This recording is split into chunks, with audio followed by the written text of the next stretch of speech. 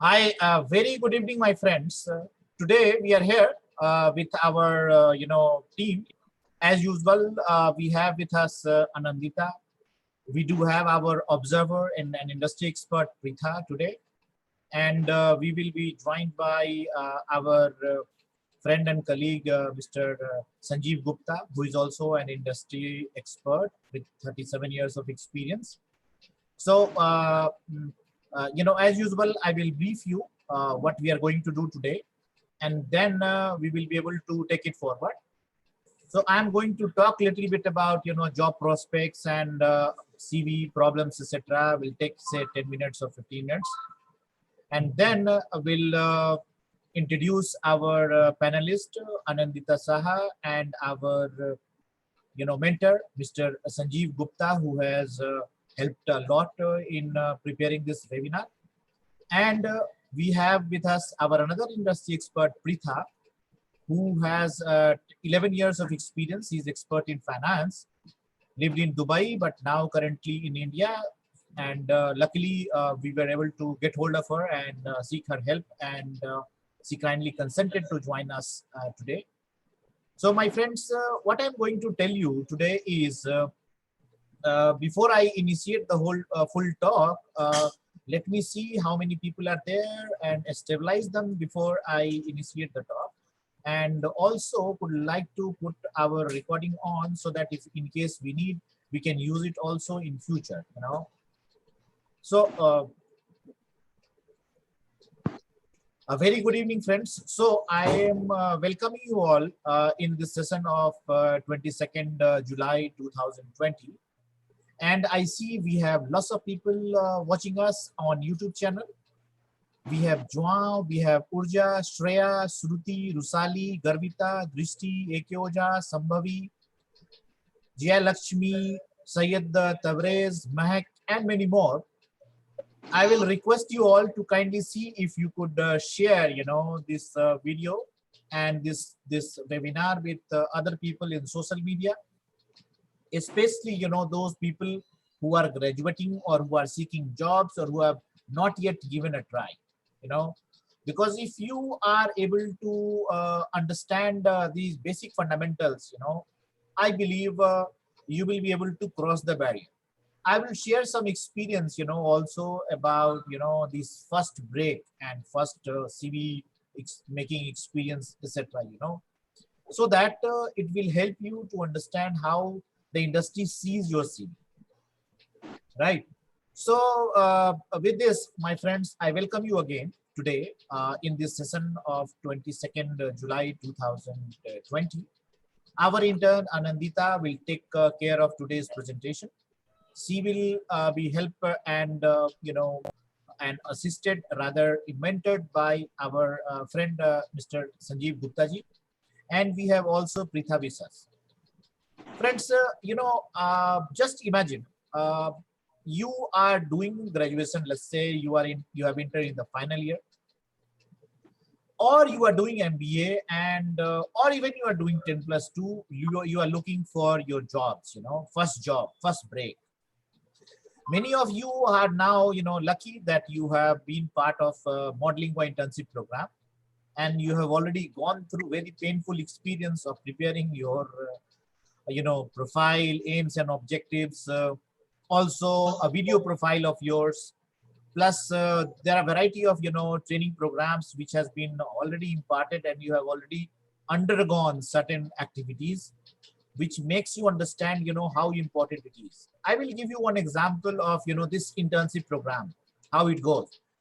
For last 5 years, we have been organizing this program for interns, for those who are freshers, or even those who want to brush up their business management and social management, as well as project management skill or CAT tools, So that means we have many freshers, and we do have senior people, people with 60+ years of age, people who is a physicist, people who is a yoga teacher, people who is a engineer, people who is an army officer, people who is a civil servant, people who are from judiciary, legal services, all these people want to explore new world, and they want to understand what translation means and how good or bad and how lucrative the translation field is.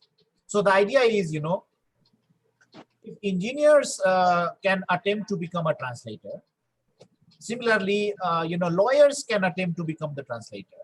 Similarly, the uh, pilots, can attempt to become a translator. A doctor can attempt to become a translator. A management professional can take an attempt to become a translator or a language professionals. Why? Why they are doing it? They are doing it for two reasons. One, they want to learn. Learning never stops for many people. I am one of them, and there are many lots of people who are there. They want to explore. Imagine, I will give you my example. I have been a linguist. I have been rather a 10+2 student. Physics, chemistry, and maths, bio and maths both. Switched over to political science, then again switched over to languages.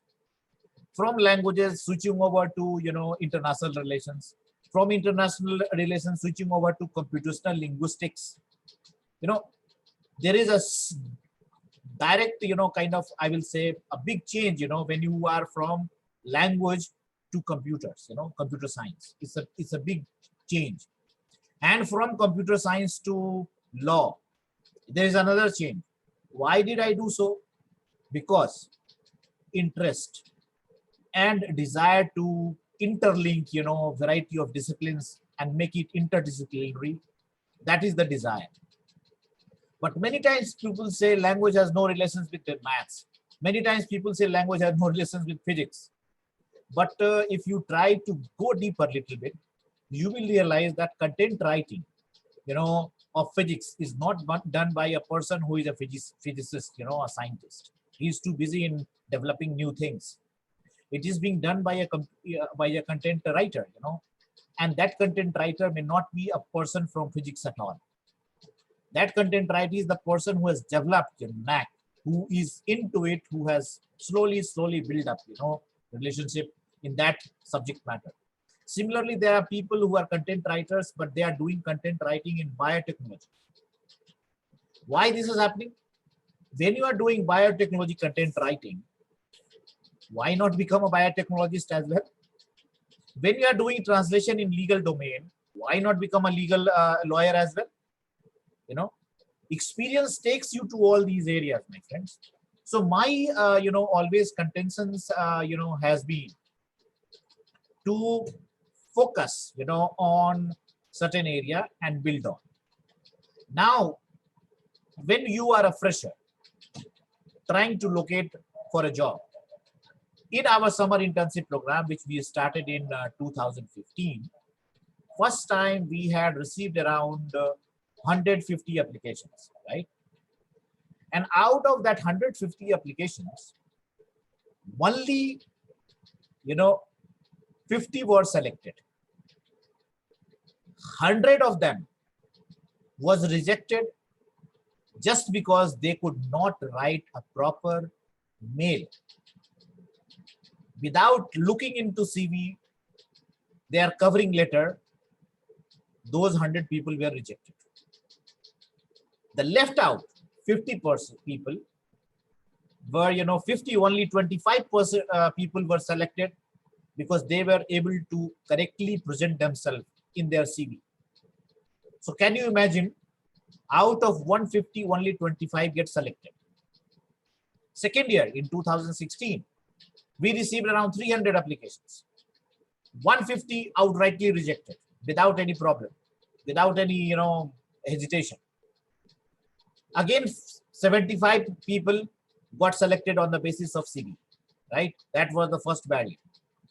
Second barrier, only 35 people or 40 people could retain because they were not able to even log in to our project management system and create their own profile or upload their own photographs, Can you imagine? So out of 300, only 30, 40 people. Second year, 500 people. I mean, third year, 500. This year, in 2020, we had around 700 applications. Out of 700, we shortlisted 200, and out of that 200, 100 got into our system.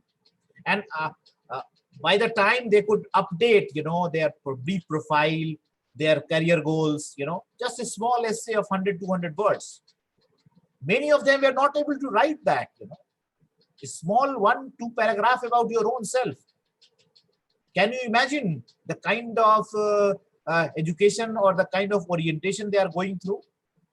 There is a saying, and I won't say saying, but researchers, job market, HR people, they have been kind of studying the employability rate of Indian Indian students. It is surprising, they are telling that only 20% of Indian students are fall under the employability criteria, that they are employable. 80% are not employable at all. Can you imagine the kind of problem these youth may face? Can you imagine if you apply at 10 places and all 10 places rejects you? Which kind of impression you will create with your parents, your friends, and among your own self? This leads to depression. That leads to questioning your own education and system. You start feeling that I am useless, I'm worthless, and then you start doing lots of experiments in life, at times do nonsense as well, to seek attention. I'm talking about young people. So this kind of problem is coming up, my friends. So in this scenario, if you do not orient yourself, if you do not prepare yourself, I believe you will be doing biggest mistake in your life. So, I'm, this particular webinar, we have decided to carry on thinking that perhaps this could help lots of, young people who are looking for jobs. They will be able to understand, what are the basic skill sets required when you are going for a job.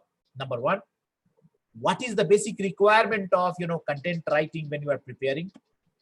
How you kind of approach HR or any company for your jobs?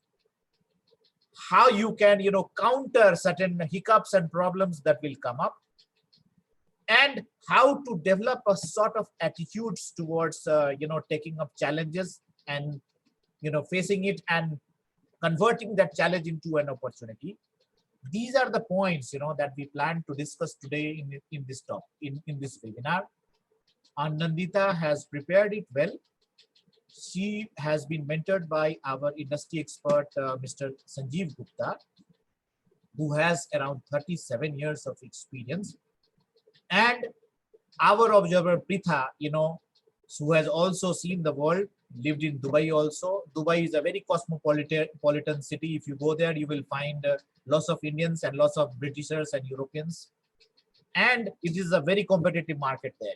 If you don't do proper structuring of your biodata, if you don't do proper structuring of your mindset, and if you are not systematic, you will be pushed off from the job market. So before I come back to Anindita and our panel, let me come back again to our friends who are watching us and ask them if they feel that this kind of webinar is important, if they are able to understand what I have said. I will also later on share my experience of my first break, job break, and how it happened, how I prepared my CV, and how I, as employer, receive on a daily basis 10-15 CVs, and how most of them go into dustbin, or trash, I will say, in our mailing system. Only few, out of 100, only 10 remains in our system, and rest 90 are rejected outrightly for some or the reasons, because you don't have much time to devote into something which is of no use to you. So how to become usable, how to distinguish yourself in the crowd of variety of numbers of students, or CVs coming in at a company. you have to create a mark, in order to be shortlisted in their list and to be called for an interview.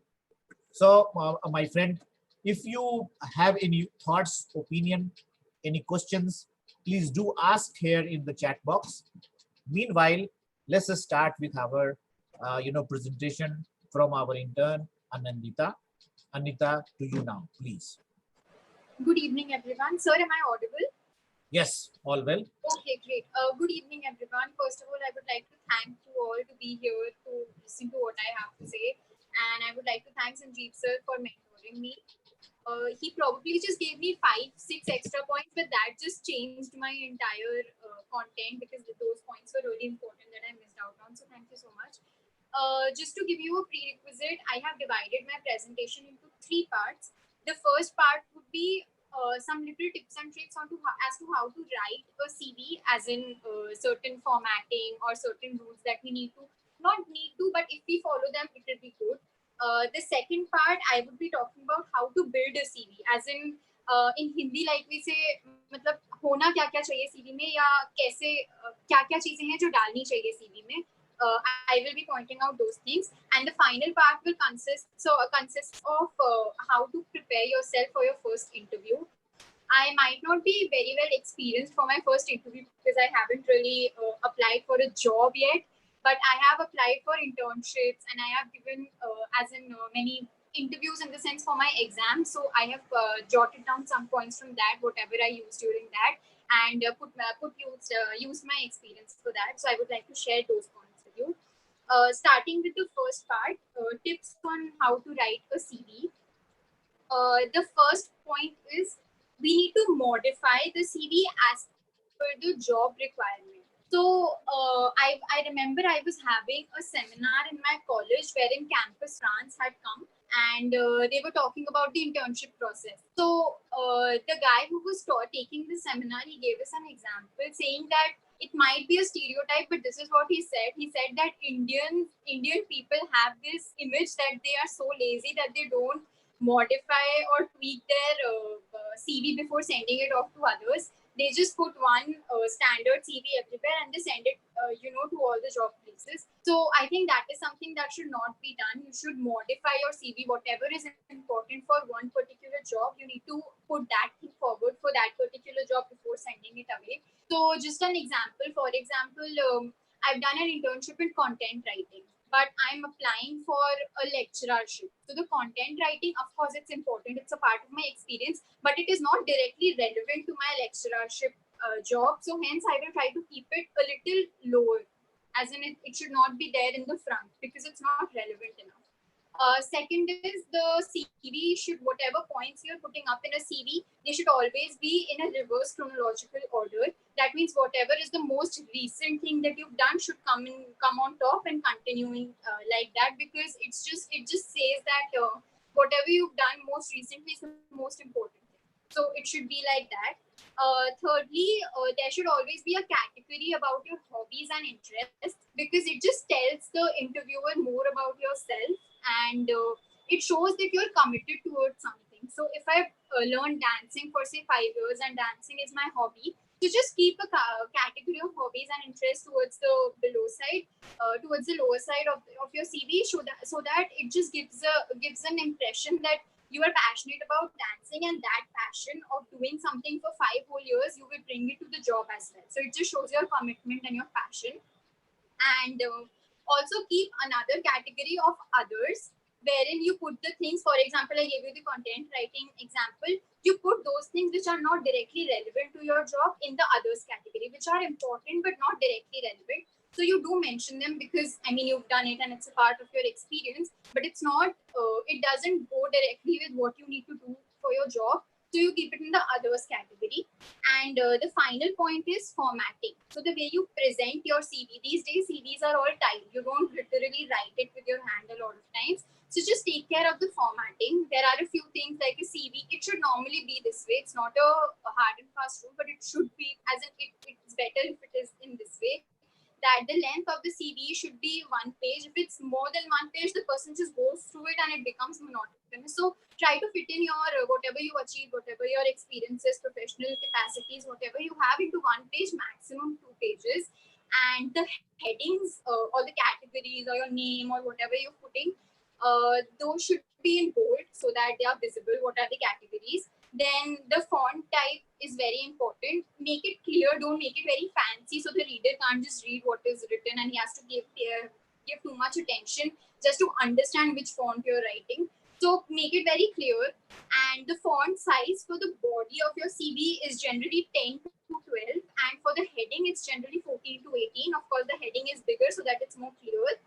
And finally, keep the formatting consistent. So it should not be like the first heading is 14 and the second one is 16. Keep all the headings 14, the entire body. So everything should be in consistency and yeah, so the formatting needs to be consistent. So these are the 5 tips on how to write a CV. Sir, can I move on to my second part? Right, sure. Okay. So the second part is how to build a CV, as in how to do things that are worth adding on to your CV.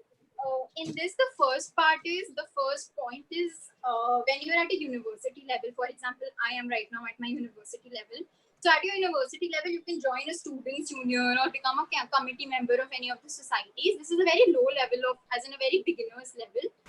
Of course, there is also one more, there is one sample of the CV that Sir just showed.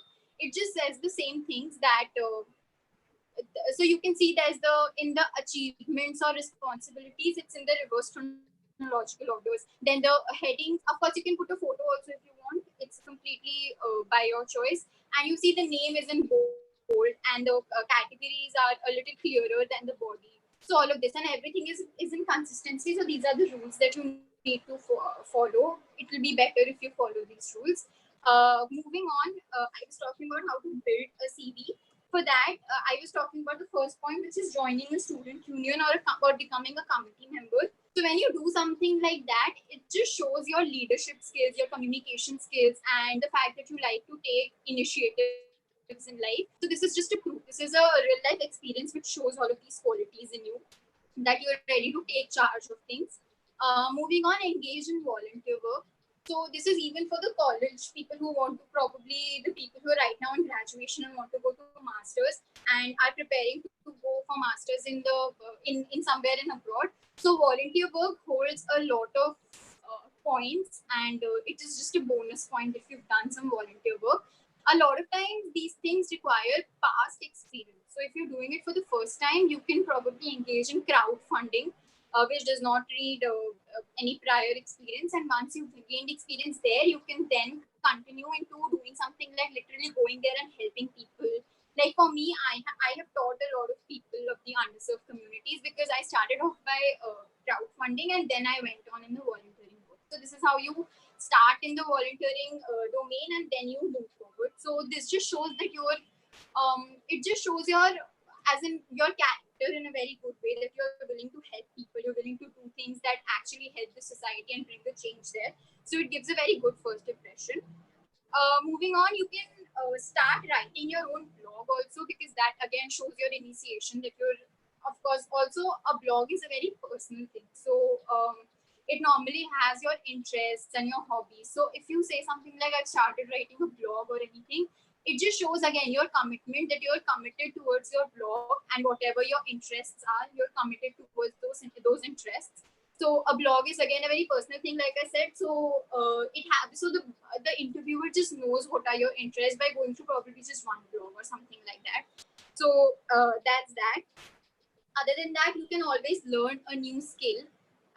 A lot of universities are giving away these opportunities, or there are online websites also which give away these opportunities of learning a new skill. It could be anything. It could be something like learning a new language online, or anything, learning Photoshop, learning website designing, etc. It could be anything. So you could do something like that that could add on to your CV. And something that Sanjiv sir said that was, if you have any practical training somewhere, you need to put it in your CV because that looks good. And finally, put your profile on online sites. For example, there's Internshala for internships. There's LinkedIn. LinkedIn is a very, I've recently started using LinkedIn more because apparently it's very useful, and I've also understood it very late in life. So all of these places, if you put your profile, you're just in the talks. Like, people know that you're there and whatever you've done. So it's like you're building connections. And also in the beginning, Ravi sir said that you guys are very lucky that you've done an internship at Modlingua. I really agree to that, because one of my advices would be to do versatile internship. That is, one internship, in the same internship, you do a lot of things. So I came into this internship thinking that, oh, I'll just be writing articles, that too in English. So it's fine, I'll just do it. But once I came here, I have done so many things like writing articles, of course. I've created videos for YouTube. I'm doing webinars. I have done translation. I have done subtitling. So in one internship, in 3 months, I have learned so many things, which is very useful. Now I don't have to do a separate internship for subtitling just to see whether I like it or not. Just from this one internship, I know that I like it very much. I've come to know. Another thing that I came to know was that I can't speak in front of the camera. It is very difficult. So I need to practice that. So that I came to know while doing webinars and while creating my videos.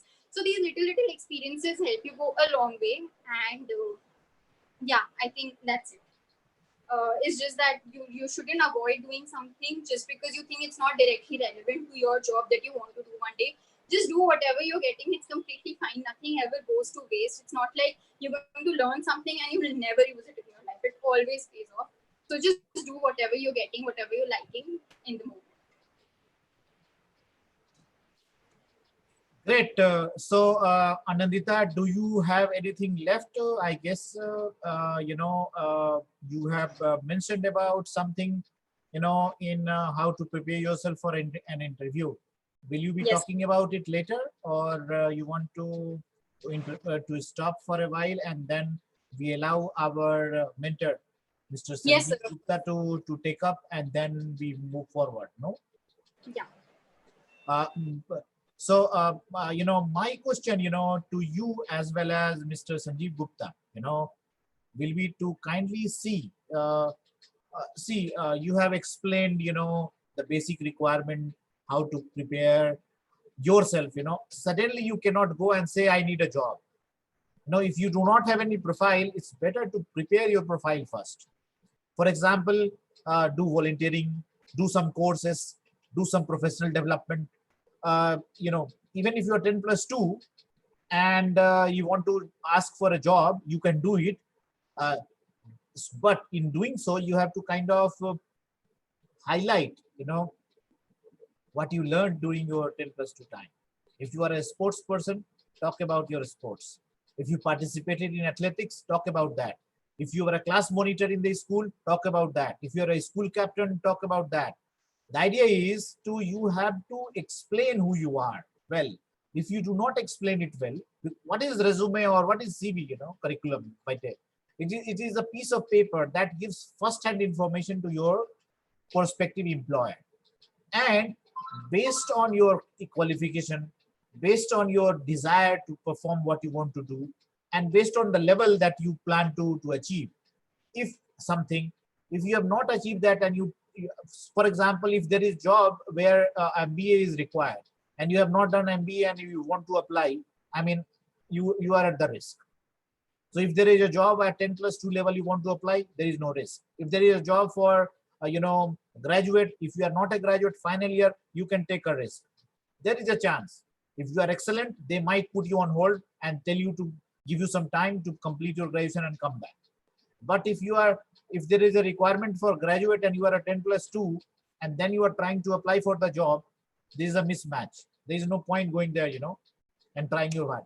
So I wanted to understand, from Mr. Sanjeev Gupta, who has been an expert, industry expert, seen the world, 37 years as a management professional, and mentored so many people, at management institutions. Let's welcome him. Mr. Gupta, please, sir.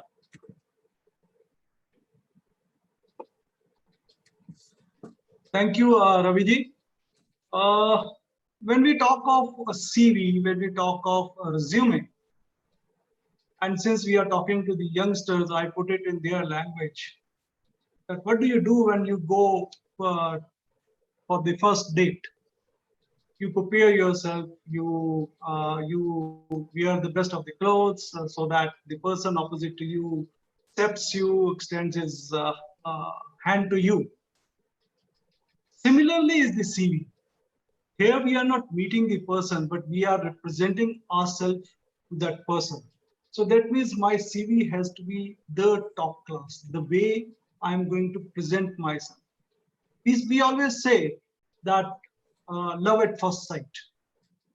So when a CV comes to a person who is going to interview you or who is going to shortlist you, it has to be love at the first sight. He must love the CV that you have presented to him. You might have 101 qualifications, but if you don't really portray them, I think we are not going to get some. So the CV has to be in such a way polished that the person who is seeing it should accept it on the first instance. Before that he goes into the details, he should say, this seems to be an okay, this seems to be the person of my choice. That is the first point. A person has to very well take care of it.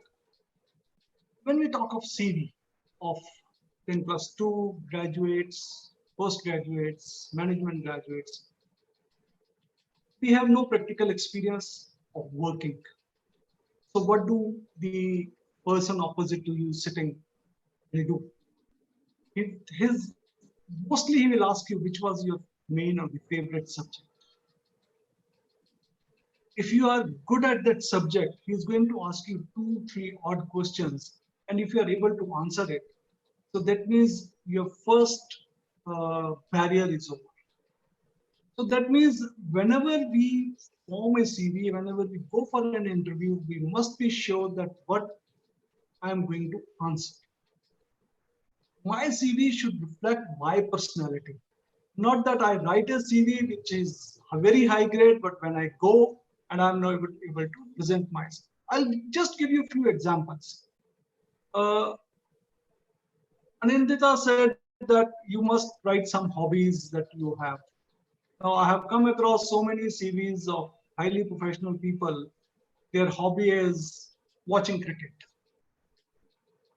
Well, for a professional, it doesn't go very well with him that he only watches cricket.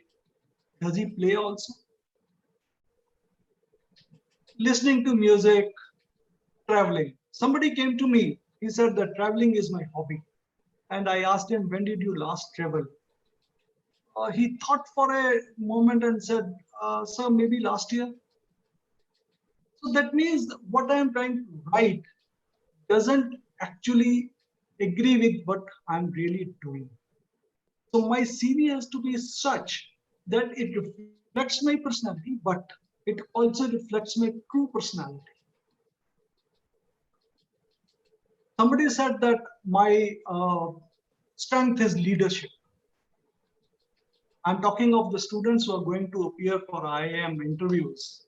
I said, great, you are a good leader, because he must have thought that a leader is what is an IIM college will accept. I said that, can you tell me that how you are a good leader? He says that I am administrator of 4 WhatsApp groups. Now, does it make him a leader? Certainly not. So whenever we write something, we should be able to correlate my personality with the actual incidents. That is where we can really get the scores when the person sitting opposite to it is going to mark. Similarly, when we say my weaknesses, now supposing I have gone for an interview or I am preparing a CV for a marketing job, and my weakness is that I don't want to travel or I don't want to interact with the strangers. These 2 things won't match with the marketing. So that means I must know for which job I am going to apply. And do I really have the characteristics and the personality to do that job? if you are applying for a marketing job and you write that I can't travel much, certainly you are not going to be selected. And then we say that I have got a rejection, I've got 4 rejections, I have got 5 rejections. As you said earlier, that my CV should represent what I am, and it should match with the job that I have applied for. Like you said that you are applying for a job for a graduate and you are only 10 plus 2. So certainly you are going to get disappointed. So let's see that whenever we prepare a CV, send it to somebody, does it match with the requirements of my job profile or not? Similarly, when we go for an interview, we must be prepared that the person sitting opposite to you has got only 5 to 7 minutes to interview you. In those 5 to 7 minutes, he is going to find out whether you are good enough for me or not. We always say that he has interviewed only for 5 minutes, but just imagine that person must have got at least 10 to 15 years of experience at his back. So you can't befool him. When we go for an interview, be straightforward. Whatever is good for you, please explain that. He is going to ask you a few instances in your life. You say that I'm a very good marketing man, and more or less he's going to give you something from his table and tell you that please sell it to me. If you say that I'm a leader, he is certainly going to ask you, can you explain how you say that you are a leader or you are a passionate person? So we should be very clear what I am and what my job profile is. Don't try to befool the interviewer, lest that you are going to face few problems once you join. The second thing which I always tell my students, are you looking for a salary or you are looking for a career growth? First job, there is a possibility that you might be getting less salary, but are you looking for a career growth? If that company is expanding, if that company is giving you a chance to grow, in my view, that is much better for you than going for a higher salary where there is no prospect for growth. So look for a job where you can have a career growth, where you can have something to learn and something to give. So in short, this is what I want to say, but any questions I am ready to answer. That is great, Mr. Gupta. In fact, I fully agree with you that whatever we are, our CV should reflect the same thing. Otherwise, there is a kind of mismatch of expectations, and the person who is interviewing, we instead of kind of convincing him, we create a kind of distance. Yeah. And that distance, once it is created, you will not be able to engage in talk with him in a positive way, and you will be rejected. You stand a chance of being fully rejected because your CV is not presenting your true self. Now there is a trick there. At times, as I recall, when I was kind of doing some finishing of some MBA students at IIFT, where I was teaching. And luckily, IIFT has a very good placement record, Yeah. which is par with IIMs. Yeah. And Exactly. And that last 2-3 months of finishing, jumps the salary range by 2 times or 3 times at times. So that finishing part is very important, my friends. So and in that, the most important thing is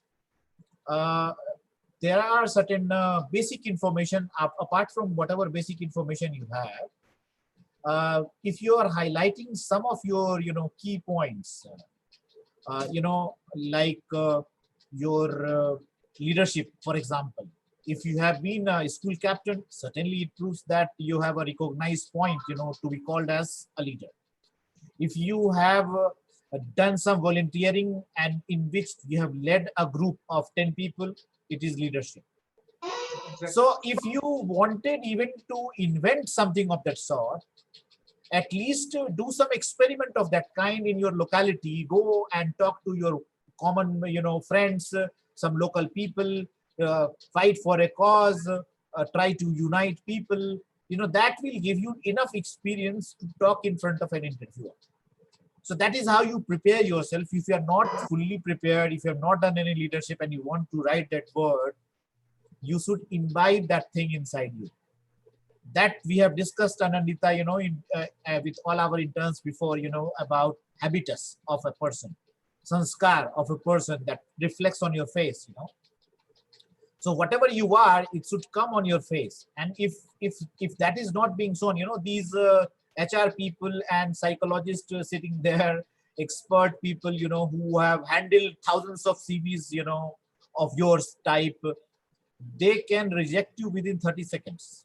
There is a rule, 30-second rule of engagement. People decide within 30 seconds, at times is within 5 seconds, whether they want to talk to you or not. Even, the way, the first part is your CV that is there. Second part is when you are interacting. There are two aspects, are very equally. If you have presented your CV by copying somewhere from somebody, somehow you are able to get shortlisted. Somehow you enter into the boardroom of the interview. And there also, if your body language and your CV is not, reflected, you will be in, killing your time and the time of the board members. So we have to be very careful about it. And, especially when you are a language person, I believe there is so many story to tell about you, because while learning, even, if you have learned a language for 6 months, you have added many new dimensions in one go. You have added cross-cultural understanding, you have added international relations understanding, you have added, friendship, you have added softness and whatnot. So if that is your strength, why not use that and convince people? So my always, suggestion is to make use of being a linguist, because especially of a foreign language, because most of the people who are on the board sitting there may not be knowing about the languages, but lots of people have curiosity. Lots of people have some, biased formation that language people are, useless people at times. Those who are smart, they know the importance, especially the CEOs of progressive type, because they travel around globally. They face lots of problem when they go to China, when they go to Japan, when they go to France, people talking in their language, and they get nothing because they don't know anything. They end up hiring an interpreter, and who costs them $500 or $1,000 for a day or two.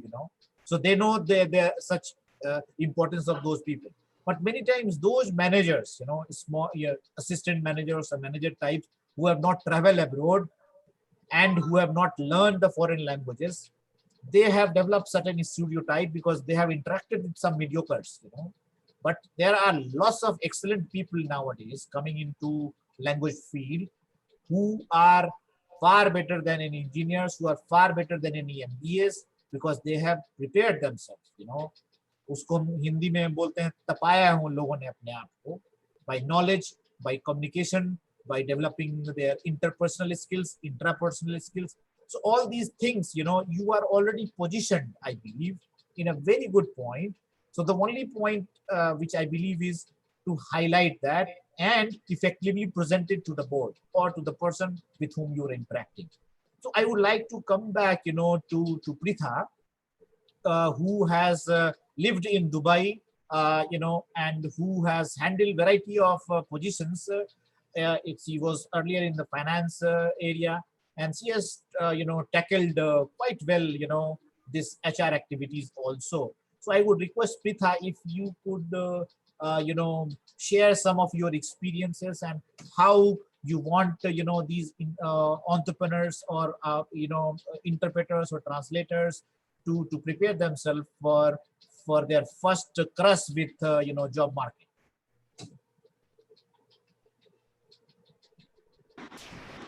Yeah, hi, thank you.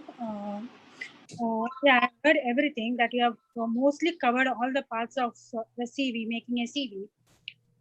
There is some few things which I would like to add.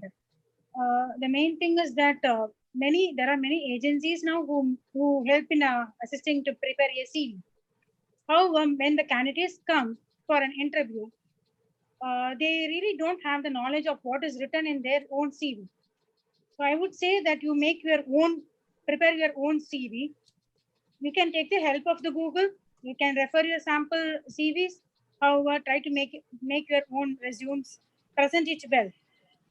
And yeah, in India, I don't think so. The photo is essential. It's just an add-on in India. But in case if you have decided to add your photo to your CV, make sure that it is a professional one, not a simple selfie or something, but it should be a professional one which explains your profession or your knowledge or whatever skill you have. Like, yeah, if you are an accountant, make sure that you are into it, yeah, professional way of accountant, and then you post your CV, you post your photo on the resume like that. Yeah, this is the thing. So many people, when they come for the interview, they are not prepared, and the moment we see that they don't even have the knowledge on their own CV, on their own data which they have mentioned, we don't select them. Maybe they are good at the job, they have the skill, but then they are not genuine. So this is what you have to think about when you make a CV. Whatever is there, as you said, whatever is there, whatever you have, yeah, it has to be reflected in the CV. And whatever is there in the CV, we should see it on you. So this is the main fact. Right, Preetha. So that means, in fact, I believe Mr. Sanjiv Gupta has also explained, that whosoever you are, you should reflect that thing only. Otherwise, you are kind of, there are lots of, crazy HR and CEOs and bosses, they don't like dishonest people. They simply throw them out of the door. Many times you end up being thrown out of the office also if you are trying to play smart there. And it is very irritating at times, and you feel very depressed if you that moment comes. Yeah, I recall. and also like many candidates who come for the interview, just in order to please the interviewer, they will say that when we ask like, what are you interested in, which subject are you interested in? So many people will say like, yeah, I am interested in physics or whatever their stream, or I mean a particular topic or something. And then when I ask question about it, then they are at loss. Now, when you say that you are interested in some topic, like when you say that you are interested in tax, then you must be having a knowledge in tax. I mean, like saying that you have an interest in tax and you have zero knowledge in it, and you can't answer a simple question. Now, how can I? Right. So that means it is called bluffing, no? So I will request Mr. Gupta if he can talk about, that we should not do bluffing thing. Yeah, I mean, like they may like the professor who is taking the IT class, so they may be interested in attending that class. But then what is the knowledge they have in it? And when I ask about it, they will not be able to answer it. So that's it. Then again, I will not be interested in questioning them further, right? Because I know that they are bluffing around. Why will I waste my time, or any interviewer for that matter will do it? So right. when you are presenting yourself. Certainly. So Mr. Gupta wants to say something on this. Mr. Gupta, please. There are two things which an interviewer is looking at. Right. One is no bluffing. Whatever is written has to be reflected on your face and in your actions. And second is, if I talk of today's scenario of employability in India, if we have got, say, 10 job openings, probably I'll be inviting about 70 to 80 people. Right. So that means from 70 to 80, I have to be among the top 5. So that means I have to be different from others. Now, what can be different? If I talk of educational qualification, everybody is graduate. If I am looking for a graduate, his job knowledge about his subject, can vary 5%, 10% this way or that way.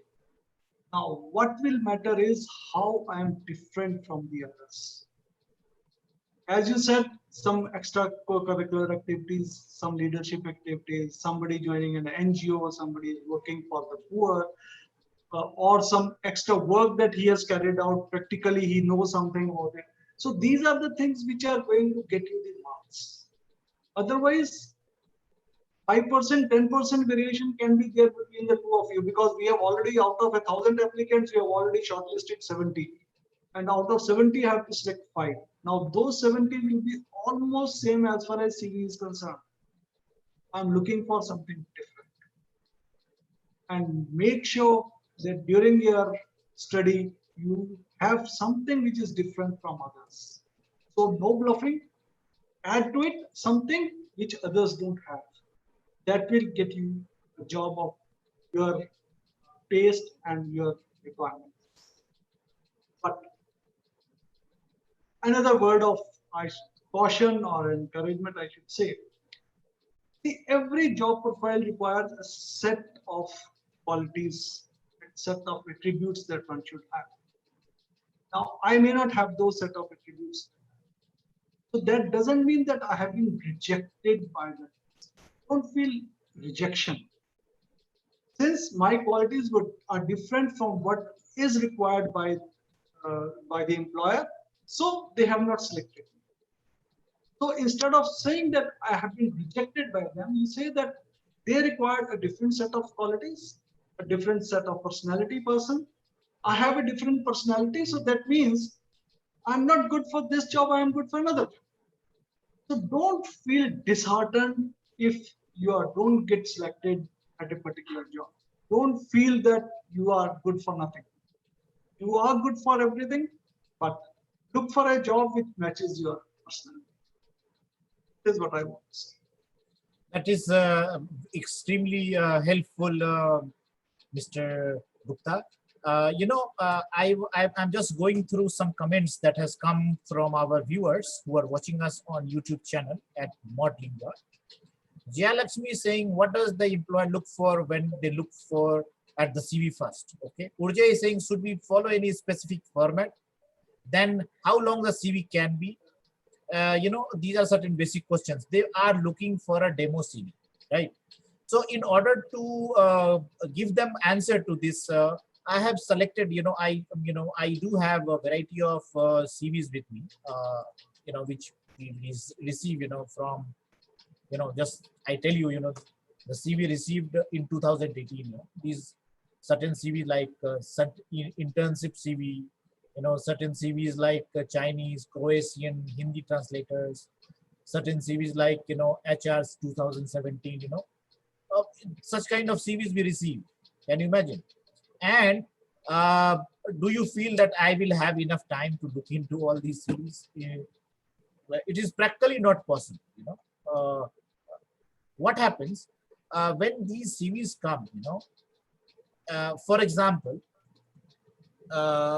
this, let's say there is a CV from a person who has applied for some, internship with us. She is from, I'm just showing this to you again. Let me show this CV to you. Look at this CV,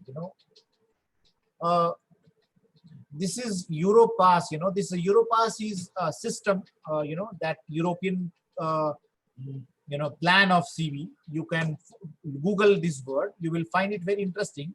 It's very helpful, generally used for Europe, right? So there is a photograph in the left side and see the formatting, this is all systematic thing. There is a basic information, name as well as the address and email ID, telephone number and email ID. This is a must for any CV, right? And luckily this is not from any European, it is from a person from Asia, Indonesia, and work experience comes first.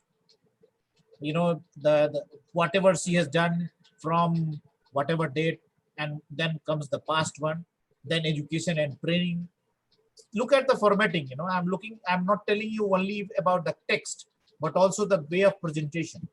Nowadays, there are a variety of sites, that help you create infographic CVs, with colored photographs. you should go for it if you can afford to make it, you know.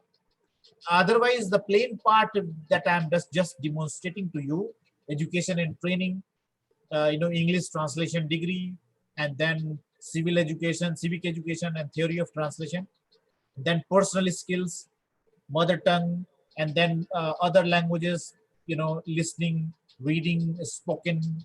I'm talking from the linguistic point of view, a person from language background, then communication skill, and then job related skill, you know. uh, I find this CV quite acceptable for the fact that all basic information has been given, including at the bottom, you know, the kind of tools that the person is using, like MemoCube, WordFast, SGL, Trados, Pasalo, etc. You know, for a person who is just trying to enter into the translation field and who has not mentioned much about translation experience, right? Who is a teacher and who has presented herself extremely well, and she has shown her intention by telling that, you know, she has this language capabilities, she has this communication capabilities, and she is well versed with, you know, these translation tools, you know, because most of the people who want to enter into translation field, they have not added anything of this sort in their curriculum at all, because they have not undergone training about it. 99% of the Indian CVs are not aware of these tools, you know. If I, as an expert, you know, from this industry, look at this and see that, you know, this person has written these words, that means that person is very serious about this. So before rejecting, I will certainly give a chance to interact that person with me. And then my question when I meet will be, forget about all these things written above. The only question that I will ask will be, which version you use? The moment I ask this question and that fellow looks at, you know, fan or in different directions and he has no answer, I will believe that this person was bluffing, right? But the moment I say that which version, he or she says, okay, I'm using version 2007, or I'm using version 2011, or I'm using version A, B, C, D, whatever, you know, available version at that project time, I will certainly be certain that this person has the basic knowledge. So then my next question will be, how you will ensure the quality of the translation. And if that person tells me that he works in a team of 2-3 people, I will have no reason to not believe him or her. If that person tells me that I follow European standards, EN 15038, I will have, you know, to appreciate him for the fact that this fellow knows the even quality standards. Or if that person has gone through our websites and channel, he says, I follow Modlingua rubric, I will be impressed because this fellow has gone deeper into us, you know. So these are all kind of pointers that tells you to engage and make use of the opportunity of each interaction that you do with the employer. From the beginning, sending CV, till you get your, you know, appointment letter, and till you get fully integrated in the company, you should be very careful and alert about your social being, your professional being, your interaction at every level. And even later, if you want to, you know, rise, you know, in your profession, there is no point, you know, after entering into your office, you create a kind of nonsense there, just because now you have you are part of the office, you know, and you get bullied immediately then after, because experienced people, you know, certainly will give you chance to integrate. But if you start playing smart, they know how to play smart with you. You will end up being bullied time and again, and after some time get frustrated. You will have no team to help you, and you will be chucked out because you didn't perform well. This happens, my friend. You know, world is very cruel, I'm telling you. So you have to be very careful when you are, you know, entering into a job market as a fresher, when you are entering into, you know, trying to locate, you know, your CV programs. If you want, you know, I will show you some more CVs. Let me give you one additional example of, this, I have another CV. Ravi, in the meantime, I would like to pitch in for us. Right. Yeah. So just see at the bottom, they have, as you say, that the tools that they will use for the translation. So this is what I was trying to say, different from others. Right. Yes. As you said, mostly they won't be using the tools. So the one who has written the tools and has been using it, that means that candidate is different from others. This is what Right. I mean when we say that we are going to enter into the job market, right? And the second point which Anindita also took up was tweaking the CV as per the requirement. Now here your requirement was language. So that's why probably the candidate has written 3 languages which he can speak or write or understand. But if you are applying for a job in a finance department, probably you need not mention these things, but you have to mention something which interests the other person, that what you can really do in the finance department. So that means you will have to tweak your CV slightly so that it matches the requirement of the job. Yeah. Right. So in this direction, Mr. Gupta, I will share one more point. Especially when language people are being hired, most of the time they are being hired at BPOs, right? Yeah. And in BPOs, apart from their language skills, there are 2-3 things which is very important.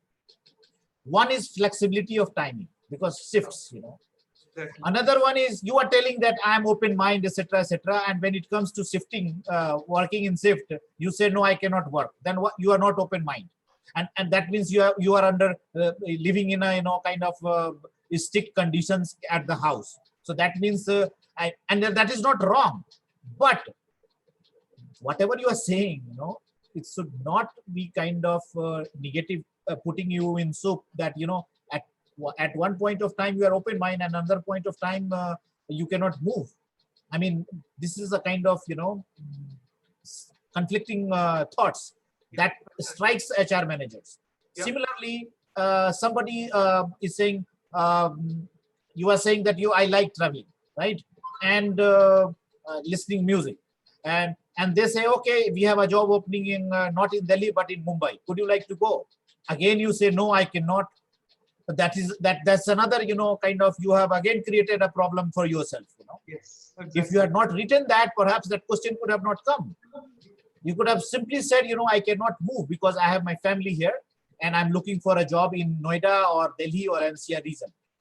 Maximum I can do is I can work in the shift.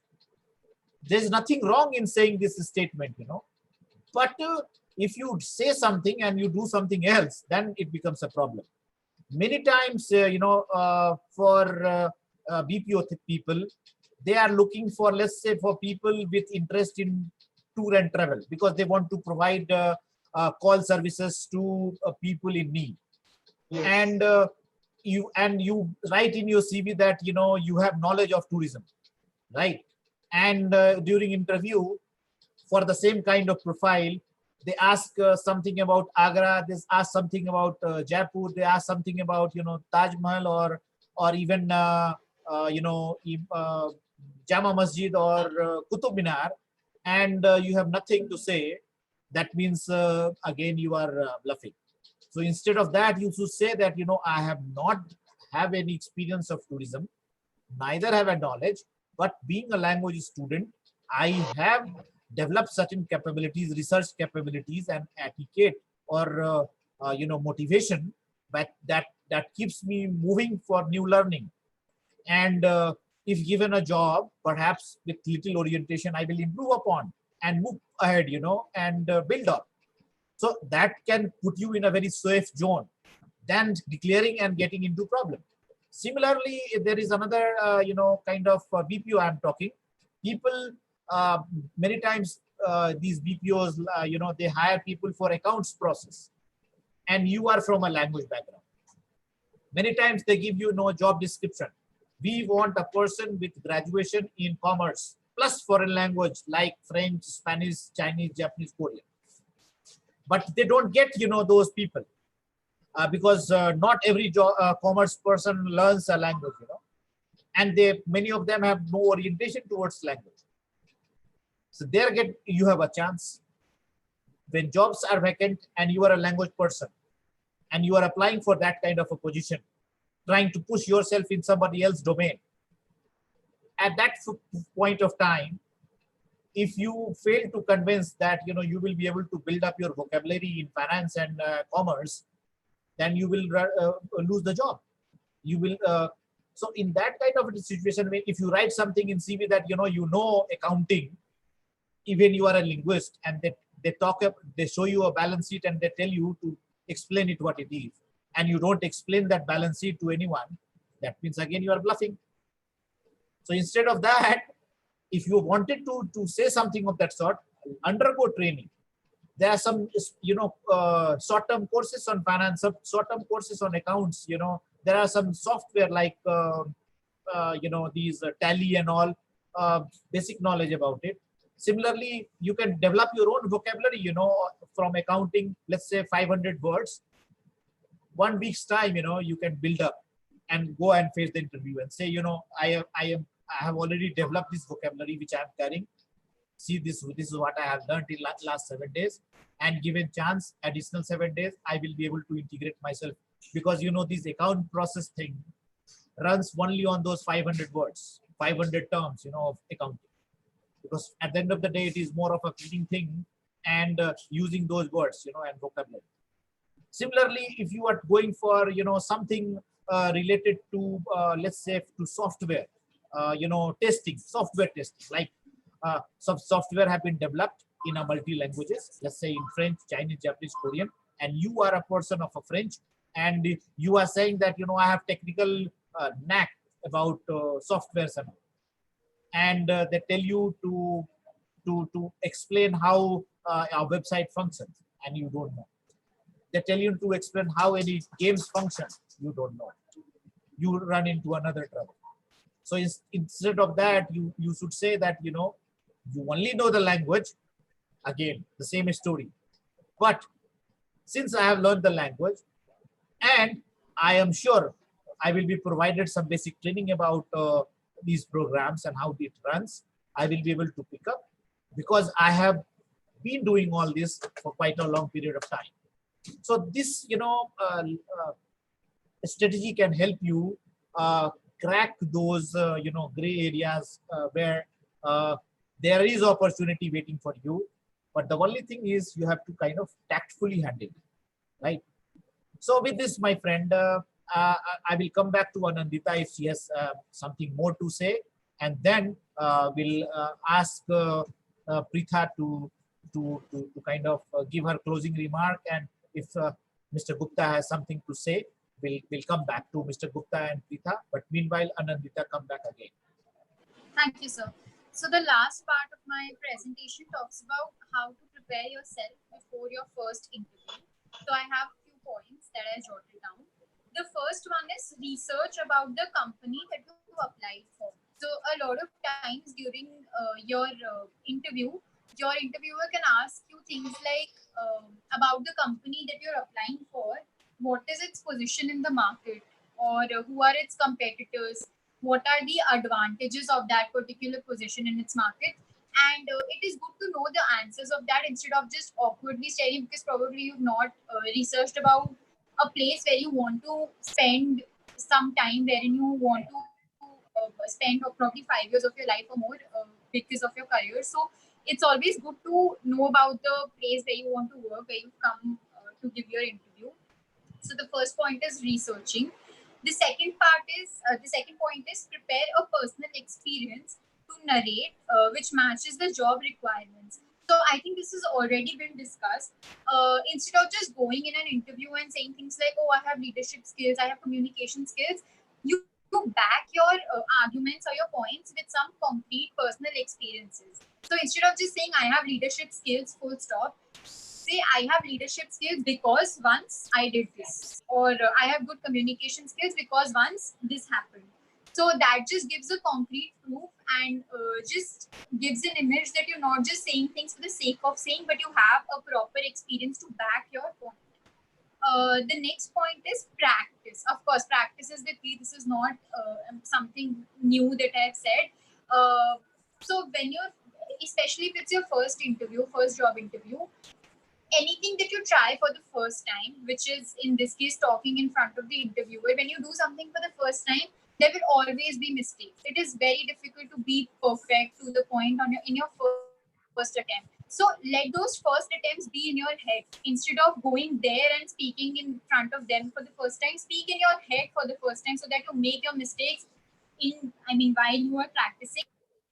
And then by the time you go there, you're practiced enough. So I know that when it's a conversation between the interviewee and the interviewer, it's difficult to foresee what kind of conversation or what kind of turn the conversation will take. So just prepare some basic questions and try to either stand in front of the mirror. That helps a lot. Standing in front of the mirror and practicing, or maybe you could practice with a friend. So all of these things are some as in tips to practice before actually going in front of the interview panel. Moving on, bring a copy of your resume to the interview. So these days, even though the resumes and your CVs are all digitalized, so probably the interviewer will have it in his laptop or his computer or whatever he's using. But it's good to keep it handy so that in case if he can't find it, or in case if he has lost it, it's not an awkward silence, because now you also don't have your CV and he doesn't have it too. So just keep a copy to be on the safer side. That's all.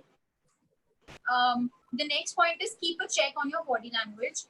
Little things like keeping your posture straight, not fidgeting, and keeping eye contact, keeping a smile, probably just showing that you're confident, and your eagerness and your interest. These little things tell the interviewer that you're actually interested and you're confident enough for this job. Moving on, give a positive impression in the first 5 minutes. So while I was researching these points to know a little more about what I can say in my presentation, I came across a study which said that, I don't know if it's true or not, but this is what it said. It said that the interviewer most of the times decides in the first 5 minutes whether he wants to recruit you or not, and then takes the rest of the interview to just confirm whether his decision was correct or not. So just make your impression in the first 5 minutes. Just start on a positive note.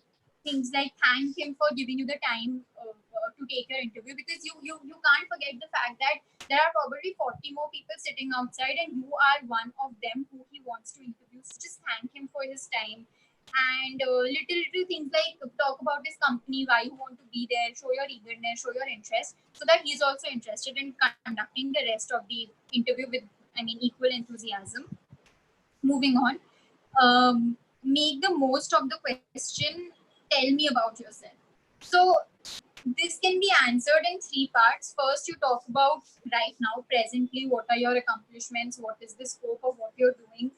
Then you can talk about your past, whatever happened in the past. In the sense, try not to give out the story as in, I was born here, I have these many brothers, sisters. No one is interested in that. But try to keep it professional and try to, basically, this question he's asking just to know what brings you here. Why are you here in the interview talking to me? So that is why he's asking to know more about yourself, because he just wants to know why you're here. What have you done in the past? What are you doing right now? And what are you planning to do in the future that makes you want to take this interview, that makes you want to take this job? So be very clever with that. Anindita, can you give me 1 minute? I want to interrupt here a little bit. Sorry Yes. to do so, but I believe it is very important, this point that you are talking. So that's the reason why I just wanted to interrupt and add something. See, in this, in any interview, this question is very important question. Like, tell me about yourself. It is icebreaker question, ice-breaking question. And that is the biggest opportunity that the interviewer has given to you. And if you do not make use of that opportunity, suppose you wanted to explain yourself, what you want to do and why, what are your ambitions, why you have come, what you plan to do. Tell me about yourself. I am so and so. And then you start saying, I like eating, I like music, I like dancing. This is nonsense. When somebody has told you to explain who you are, it means you have to explain about your education. It means your ambitions, what are your strengths, what are your weaknesses, why you have come here, what ambitions you have in order to join this, after joining this job, what you plan to take up. Are you interested in continuing long-term relationship, short-term relationship? All these things comes into this question.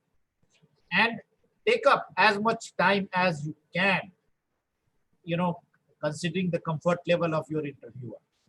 Many times he was expecting that you will talk for at least 5 minutes, you end up in 1 minute.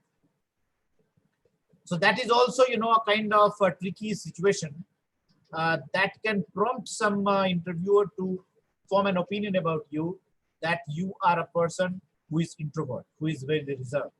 So he will give you another question. He will ask you 5 questions, So instead of giving in that opportunity to ask 5 questions of different types, of which I have just explained, it's better to explain it, At times, you may kind of give opportunity to the interviewer to ask you questions.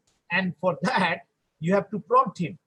Suppose you wanted to divert your conversation, which is tricky conversation, towards a strength that you have, towards something which you like to talk, you have to prompt him or her.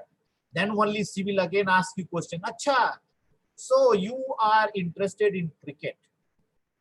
And if you are interested in cricket, what is that thrill that comes to you? And then you explain, that in cricket, I learn team building. I learn risk management. I learn, how to handle a position. How to handle crowd, how to handle pressure, from variety of expectations that comes from whole lot of activity.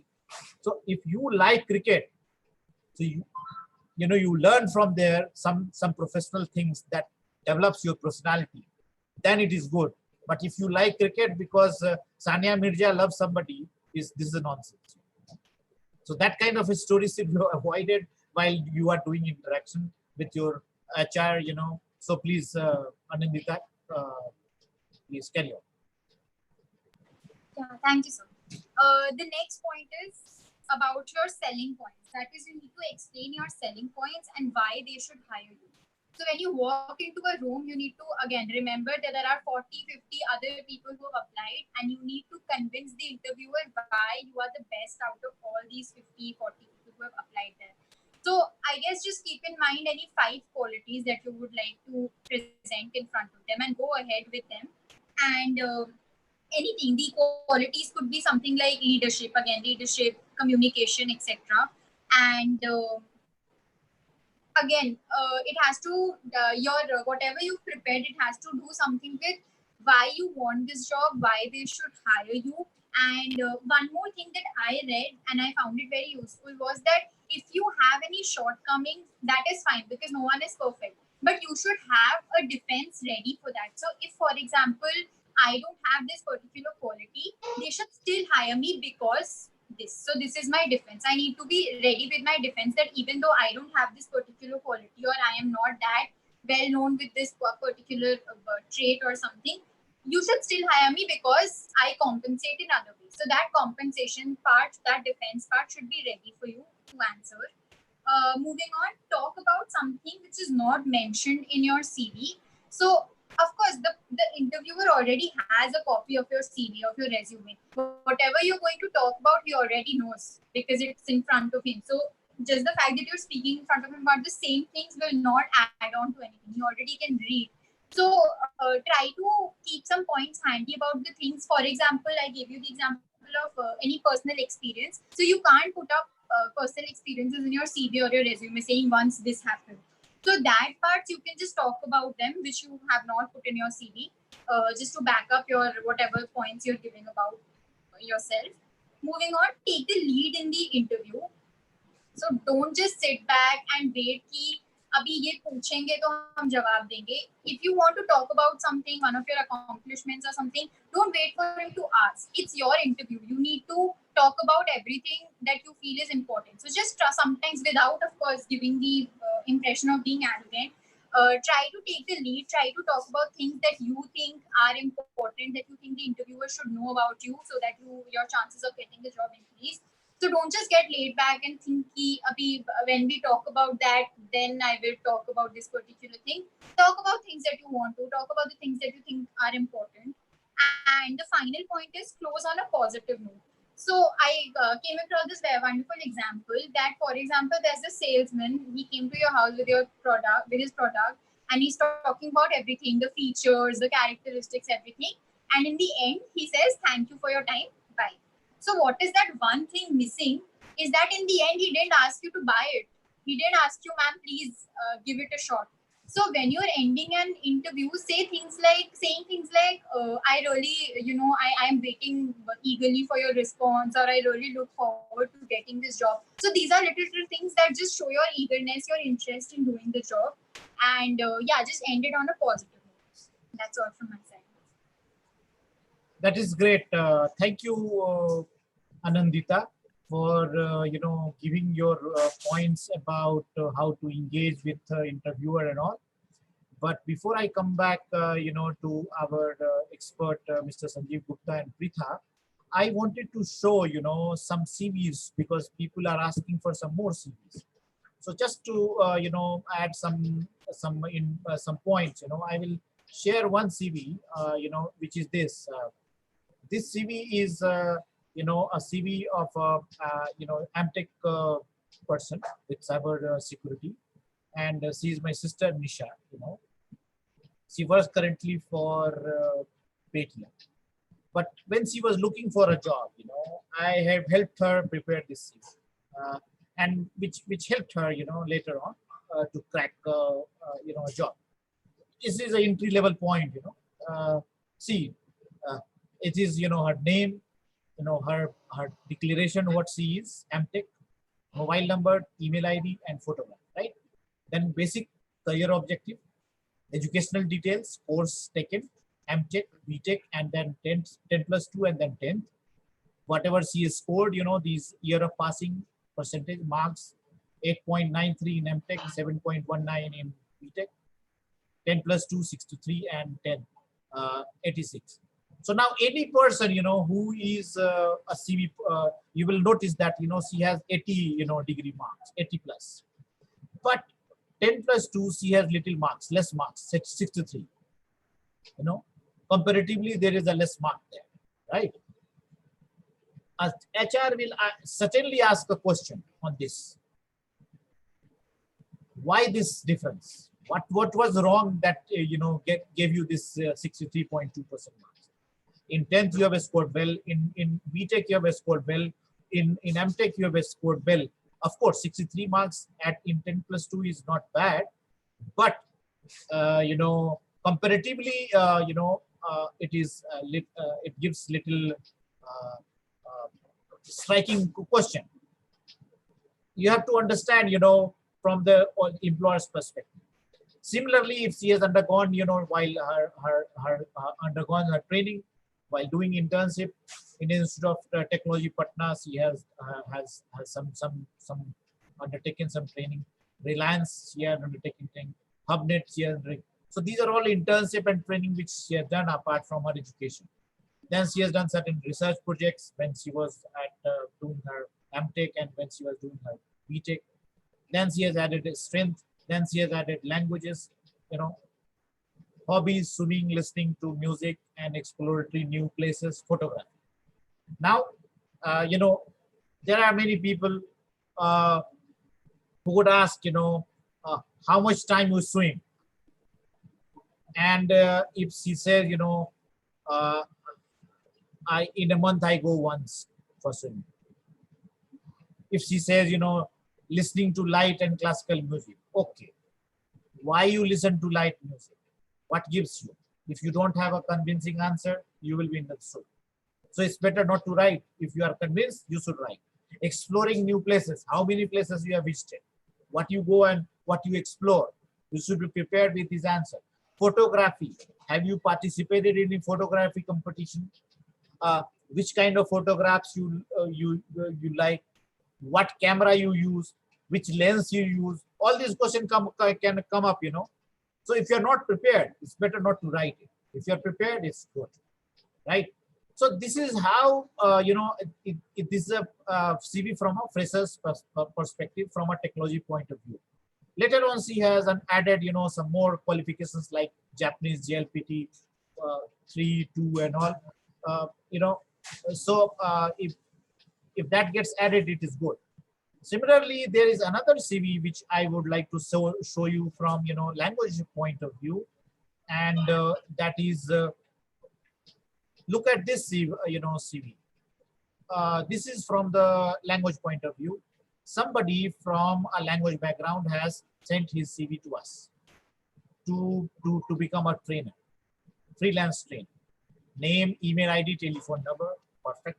Objective, perfect. Accomplishments, Japanese language expertise and certified with JLPT level N2.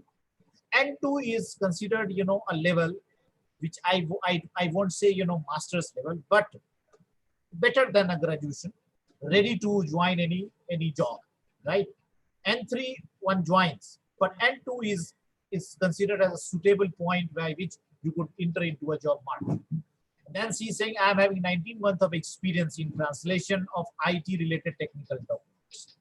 You know, these two questions, these 2 points are sufficient enough to attract me if I'm looking for 1 year experience or a fresher, right? And then I will be able to talk to her, engage with her in more talks, understand, you know, what she is doing, what you know, IT related documents she translated, etc. You know, how she ensured quality, and above and all, if she is declaring she works for HCL and she writes all these points, it gives me additional, you know, kind of confidence that she's already employed, you know, and she's looking for experimenting.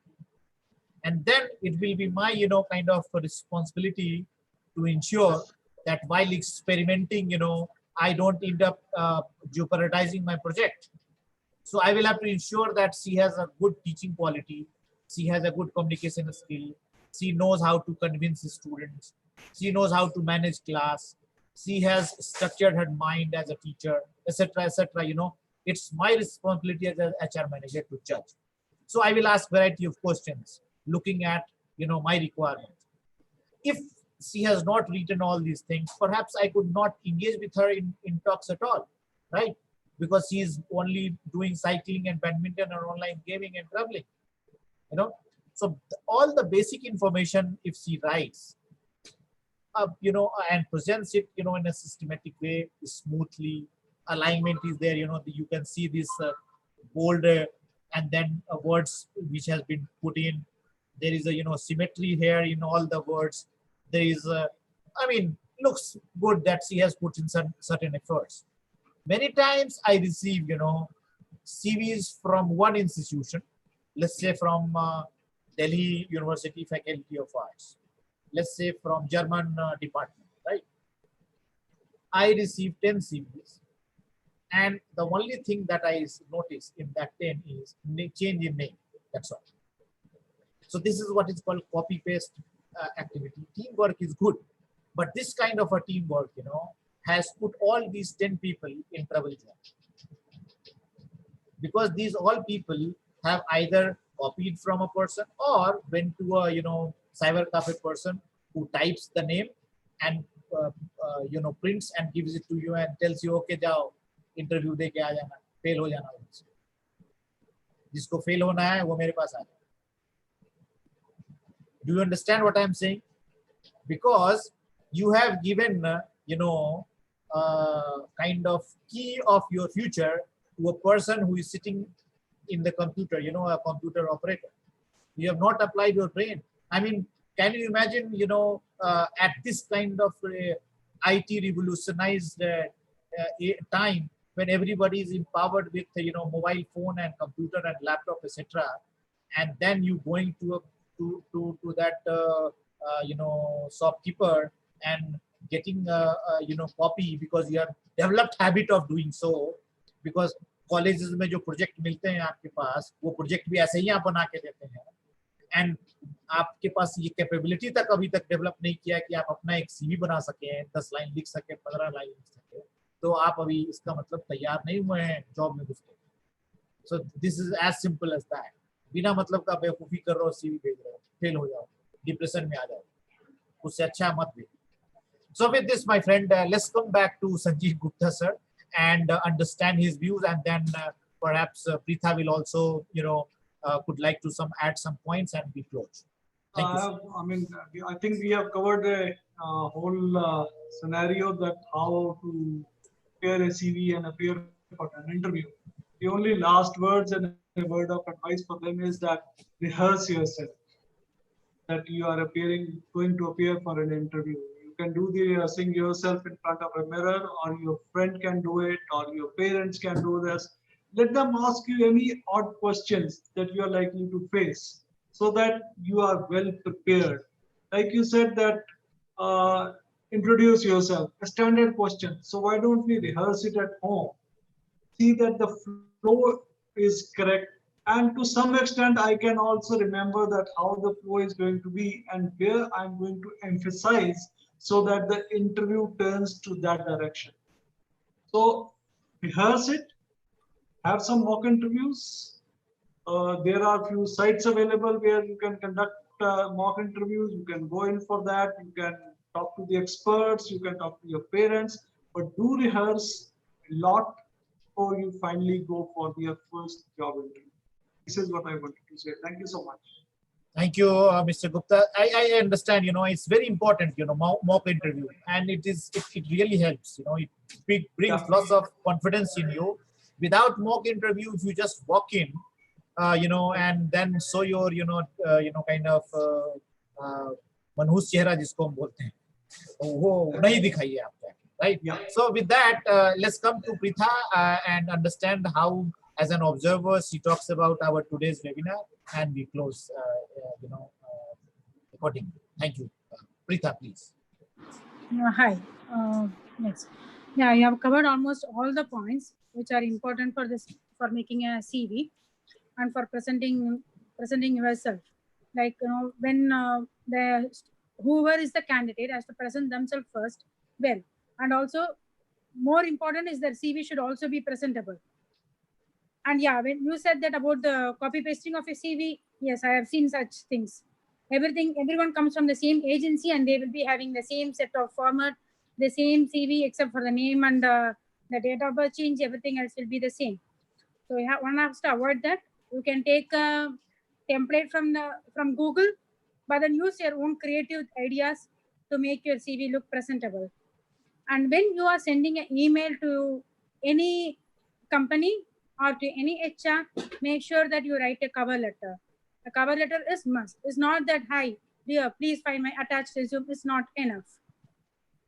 Before I open your resume, before any HR opens the resume, they should at least have an idea of what will be there inside. So make a cover letter with introduce yourself, write mention what you are qualified at, what you know, and why you are applying for the job, and how well qualified you are for this. So this is just a small thing, which just a 4-para or something, a 5-line thing, but then make sure that you write it rather than just sending, please find my attached resume. And your CV should be crisp, up to the point, and be true. And this is more important, and also be confident. Now, one has to attend the mock interview. Like, you can just ask your friend to ask you questions and answer it. Nothing wrong in it before you go for an interview. That's it. So that's great, Preetha. Thank you for your time, and thank you all the panelists for the wonderful session that we had today. But before I close, let me go to our people who are there watching us. My friends, if you have any questions, please do comment. I will be happy to answer and talk about our activities for future also.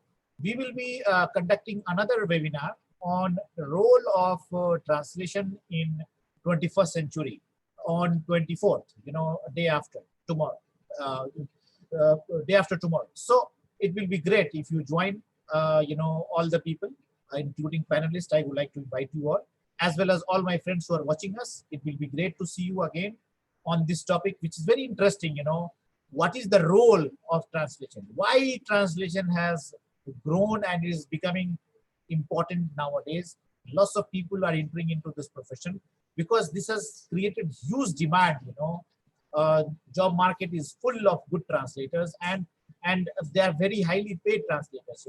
In US or even in developed countries, translation field has given more salaries to variety of people than engineers and doctors. So I believe you could also think about entering into this field because it is interdisciplinary. Number one, it gives you lots of challenges to your mind. It keeps you active. It gives you lots of thoughts, makes you more intellectual, more thoughtful, critical thinker, and whatnot. So we will discuss all these points in the next webinar session. And for today's seminar webinar that we have taught, I would like to give you some points which you can consider it as take home points. First point is your CV should be systematic.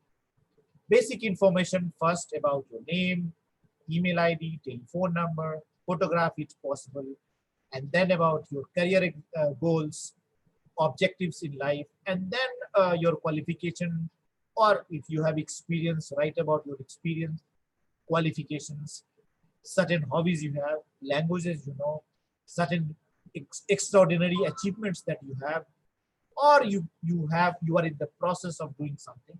All these things combined make your CV systematic. Number one, try to be as true as possible. Number two, try to highlight all positive points that you have. Number three, this gives you an edge over others. Once you enter in the interview room, focus on your strength when you are given opportunity to explain yourself, and try to make full use of that opportunity and impress your people. Whatever you are doing, you are doing it with passion. You want to contribute. You are a team builder. You are a listener. You don't only talk, you also listen to the people. Don't be very argumentative with your interviewer. People don't like people who especially at the entry level point, if you are very argumentative, they dislike it. Avoid that conflict part, and above and all, be cool and calm. And that can happen if you have practiced in advance, you have prepared yourself. Don't walk just with many times people walk inside. There is a walking interview. At times people say they don't have their CV in their hand and they're just walking and say मैं तो interview के लिए आया हूँ. Can you imagine the kind of mess you create by doing all this kind of activity? My friend, मेरा suggestion आप लोगों से ये होगा, सिर्फ जिंदगी को खास के नौकरी का पार्ट जो है उसको seriously लीजिए. It's not that easy to get a good job. और कोई आपके लिए इंतजार नहीं कर रहा होता. भगवान नहीं है, आपने ग्रेजुएशन कर लिया, आपके ऐसे लाखों लोग हैं भारत में. Millions of people are unemployed and looking for a job and they are not getting it because you have not been able to present yourself well. So prepare yourself, mock कीजिए, अपने mind को make up कीजिए, अपने friends के साथ interact कीजिए, do well, and then face the interview. I'm sure you will be able to. And if needed, look for a mentor. Look for a person who can help you, prepare you. World is not only very, very, selfish. There are lots of people who want to give back. You have in front of you, we have, 4 people sitting here giving back to the society. Whatever they learn, they share, and this kind of people you will find in your locality, in your vicinity also. So look for them and make use of that opportunity. Develop rapport relationship, and that's how we live in, and be happy. Thank you and best of luck. Thanks to the panel, thanks to Preetha, and thank you Sanjiv sir. as well as Anindita for being here with us. And it was a wonderful seeing you all here. Hope to be in touch. Bye-bye. Thank you very much. Thank you. Sir. Thank you so much. Thank you, Anindita. Thank you, sir.